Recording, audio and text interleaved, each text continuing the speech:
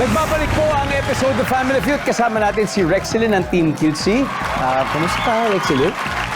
Okay lang po. Okay naman, di ka naman kinakabahan. Medyo lang po. Yan, ikaw pa, kayang-kaya mo yan. Dahil alam mo, po pwedeng mag-uwi kayo ng total cash prize ngayong gabi na 200,000. At tatanggap din ng 20,000 ang napili niyong charity. Ano bang napili niyo, Rexilyn? Kapuso Foundation. Kapuso Foundation, ayan. Ngayon po nasa waiting area si Winces at hindi tayo naririnig. Kaya it's time for Fast Money. Are you ready? Apo. Give me 20 seconds on the clock. Aside from pera o bukod sa pera, ang taong mayaman ay meron ding ano? Go. Puso. Puso. Name something na mataas or high. Building.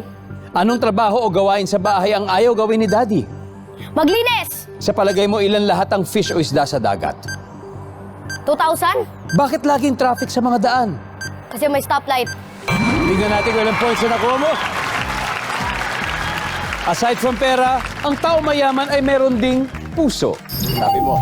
Ang sabi ng survey natin dyan ay, hop, something na mataas or high, syempre, building. Sabi ng survey ay, very good. Anong trabaho o gawaing bahay ayaw na gawin ni Daddy ay maglinis? Sabi ng survey ay, very good din. Sa palagay mo, ilan ang fish sa dagat? Mga 2,000. Sabi ng survey ay, uy, wala. Bakit laging traffic sa daan? Dahil sa mga stoplight. Ang sabi ng survey? Meron 81 points. Yehey, Rexilyn. Balik na tayo. Let's welcome back, Winces. Hi, Winces. Kumusta? May gusto ko ba batihan bago tayo mag-start? Shoutout to everyone I know. Love ko po kayo. Good luck po sa atin. Congrats, boys. Yes, that's a great spirit.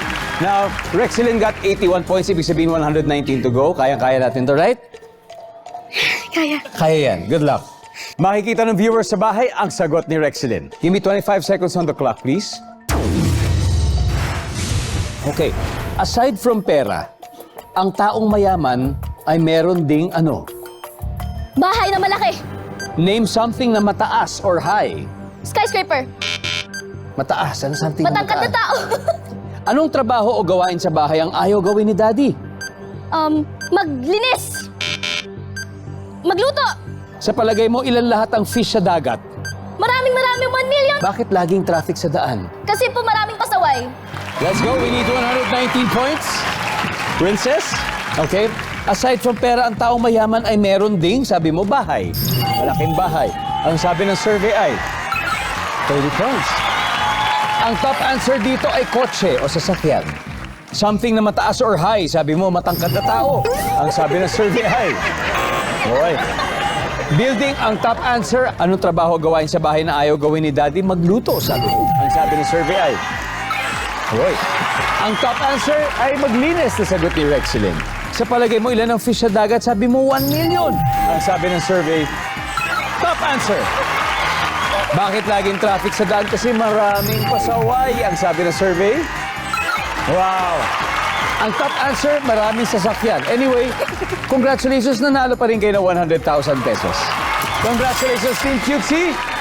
Let's welcome back, Keychain. Okay, kids. Hali kayo. Wow. Good job, Christina. Wow. Nag-enjoy. Did you enjoy? Yes. How about you? Nag-enjoy ba kayo? Ay, dito kayo. Come on. All right.